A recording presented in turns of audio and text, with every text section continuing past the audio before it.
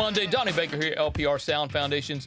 Today, we're going to talk about my opinion, my choices for the top 5 budget audio interfaces. If you guys are ready to go look at my choices for the top 5 budget audio interfaces, let's go.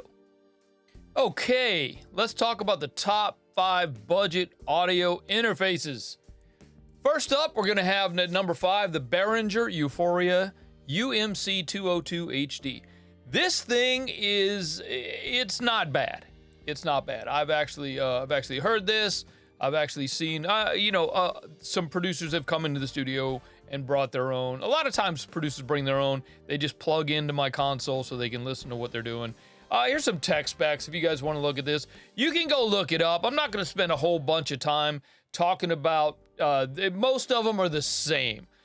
Most of these that we're talking about today have 2 preamps, 2 channels, 2 XLR TRS inputs, 2 TRS output, quarter-inch outputs, 1 headphone output. Some of them have, one of them has MIDI. This one does not. Most of them are USB bus powered. It does have phantom power, of course.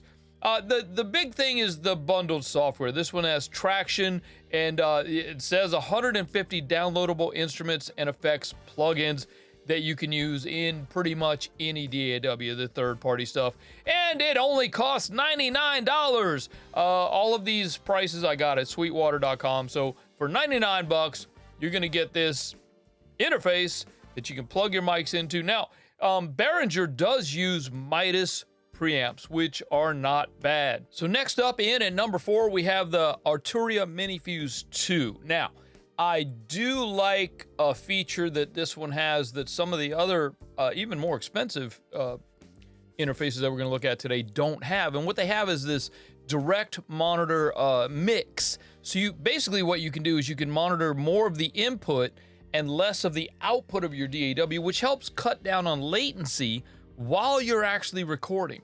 It sends more of an input to the headphones and less of an output so that you don't get this latency issue, because you are running through USB. USB is a little bit slower than the other interfaces that you connect. Here are some tech specs on the Arturia MiniFuse 2.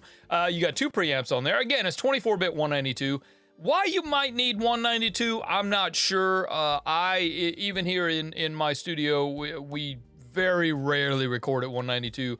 96 is generally the highest that we go. So, but I mean, you do have access to 192 if your client, your client might ask for it. You got 2 preamps. There are 2 combo jacks, so you can plug in quarter-inch or microphone inputs. 2, again, they're XLR or lines or instruments. So let's say you got a stereo keyboard. You want to capture the output. You got it. You can do that. 2 quarter-inch balanced outputs, TRS balanced outputs. No MIDI on this one, but it is bus powered, and again, 48. Again, the bundled software is Ableton Live Lite, Native Instruments Guitar Rig 6. That's the LE version, which is still really good. Analog Lab Intro, Priest 1973, and a reverb plate, a plate reverb.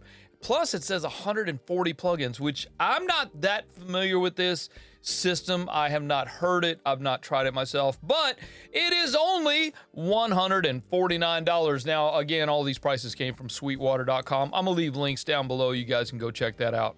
Hey, we'll get back to the episode in just a minute. I wanted to let you know that I've updated the studio growth formula for 2024. Just go to learnprorecording.com/studio growth formula. Download this quick PDF. This is a 7-step checklist that can help you build, grow, and scale your audio engineering, music production, studio business into something that could possibly take over your day job. So go get it. It's at learnprorecording.com/studio growth formula. We'll see you on the other side. Now let's get back to the episode. Next up, the number 3. Now this one, I'm actually quite excited about, and if I need to buy another mobile device that I can listen to and go on a remote and record some vocals, this would be the one I would get. This is a Solid State Logic SSL2. And here are some tech specs on that one. Again, 24-bit 192, 2 preamps, 2 full channels, 2 combo lines, mic line, instrument, high Z, 2 outputs, quarter-inch, no MIDI on this, but it is USB powered, so you don't have to have an external power supply, and 48 volt. Now, with this, you get this bundled software, the SSL production pack, and a third-party bundled software. Now, I do have the SSL production pack, because I paid for it separately, and there is some pretty cool stuff in there. I do enjoy it. And this one is only, I say only, $180. Now, these preamps on this one are SSL preamps, and you know, if it's got Solid State Logic's name on it, you know it's gonna be good. You know what I'm saying? Number 2, the Universal Audio Volt 2. Now, this is a great entry level into the Universal Audio world, the Apollo world. The Volt 2, the preamps are, I mean, the thing with this, the preamps are good, but the thing with this is that you have actually access to the Universal Audio plug-in versions of really cool preamps. Like, I mean, you'd have to buy into the Universal Audio you know, plug-in package, but dude, it's only $14 a month, I think, for the Universal Audio Spark package. If you don't own any other Apollo plugins, the Spark package is only $14, and there's so much goodness in that this is like one of my favorites. Tech specs, again, $24.9. This one only goes to $96, but honestly, if you're dealing in music, you're gonna be going 44.1, 48 anyway. 96 is just an extra bonus. I honestly don't know why anything would need to be at 192 in what we do here with music. I could see, you know, if you needed super high definition, but you know, you start talking about 192 files, and they're huge. The files are big. There's really, you know, by the time you send it out to streaming or to CD or wherever you put in your music, it's going to be 44.1 anyway. This only has one. This has a one USB-C to USB-A cable. It is and a USB power cable, so this needs to be powered separately. It's got 2 channels in, 2 channels out. This does have MIDI in and out, which is pretty cool. If you've got some vintagey type keyboards that you're trying to record and you know, get the MIDI of it in there, and the power is bus powered, although you can have a dedicated power included. It does have 48, of course. Everything's got 48 now for your condenser microphones. The bundled software, man: Ableton Live Lite, Melodyne Essential, Brainworks, SVT-VR, Classic, Bass Amp, Soft-Tube, Marshall, just on and on and on and on. Now, this stuff is, I'm a big fan of Apollos. All my studios here have Apollos. In my podcast studio, production studio, I have a twin. In all my other studios, I've got the 8P plus a 16 and another 16. So we've got 48 in and 48 out all over the place up in here. And it's only, I say again, it's only $189. So all of these that we're looking at today are under $200. And next up at the number 1 spot, we're gonna have the Focusrite Scarlet 2i2, 4th generation. These things are workhorses. You cannot hurt these. These are just one of the greatest. I love my Apollos, but I do have a Focusrite. I actually have a 1st generation Focusrite 2i2 that we still use, and I think we bought this one in 2011, 2012. I still use it. I still have it. We keep it in the studio for when producers come in and they need to plug in. They forgot theirs, or they didn't bring it, or whatever. Here's some tech specs on that. 24-bit 192, 2 full preamps, 2 mic, 2 lines. They're combo jacks. The outputs are 2. Again, that's why they call it the 2i2, 2 in, 2 out. No MIDI on this. Don't really need it. Most of your MIDI is coming from keyboard controllers anyway, and it's all USB. It is USB powered. Got the 48. Now, the bundled software that comes with this one is the Ableton Live Lite, Pro Tools Artist. You get a 3-month trial of Pro Tools, and the Hitmaker expansion. Now, this thing is, like I said, it's one of those that is just, it's one of the must-haves kind of vibes, man. It's just one of these things that just, it feels good, it sounds good, it's always good, and it's only $200. Again, I bought mine in 2011, and I still use it today. So you can do the math on that. It's been in this studio for a minute. For more information about any of these audio interfaces, like I said, I got all my information from sweetwater.com.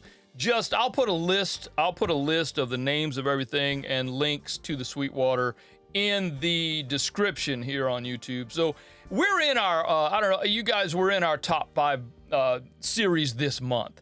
Next week, and I'm excited about this one because, I don't know, something about studio monitors just excites me and gets me going. I love how these budget studio monitors sound and how they feel, and I can't wait to bring this one to you next week. So next week, we're gonna look for our top 5 budget studio monitors. Some of these are surprising. Some of these are gonna surprise you with my choices. Now, again, all these are my choices, my opinions. If any of you guys have any counter ideas on the top 5 budget interfaces, let's talk about this in the comments. Leave me a comment down below. Hey, and while you're down there, go ahead and hit that like and subscribe button. You know how YouTube likes to help me push my stuff around. Hopefully you guys got something out of this. We will see you guys on the next one. Join us next week. We're going to talk about the top 5 budget studio monitors.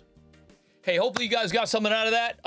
You know, look, these are just simply my opinion. These are my choices. This is what I think is the top 5. Everything's under 200 bucks. I'm gonna leave a link in the description on how you can go look at these for yourself. I found everything on sweetwater.com. And don't forget, man, go grab my studio growth formula. It's learnprorecording.com/studio growth formula. This is a quick PDF that you can download that's gonna help you build, grow, and scale your studio business into something that could possibly take over your day job. Now, if that's something that interests you, you just let me know. Leave a comment down below, and while you're down there, go ahead and hit that like and subscribe button. And don't forget, man, next week we're talking about the top 5 budget studio monitors. This excites me. I love studio monitors. I love how they sound. I love how they feel. I love man, especially when I don't spend a bunch of money on them. You know, yeah, you can go spend a bunch of money on some big ass, you know, you can spend a lot of money on speakers, but do you have to? I don't think so, and I'm gonna share that with you next week. So I'm gonna get up out of here. Look, we've got. Don't forget about the blog post on Wednesday, man. Those are informative sometimes. Sometimes it's just funny. Sometimes it's stupid. But get on the list while you're down there getting on the list. Let's get on the list for the blog post, man. Because what I do is I send out an email every week going, hey, here's the blog post. So check that out. And while you're thinking about which interface to get, go ahead and let me know what your favorite interface is. Leave a comment down below. We'll see you guys next week where we talk about the top 5 budget studio monitors. Again, my name is Donnie Baker, and I am out of here. Peace. Have a great week.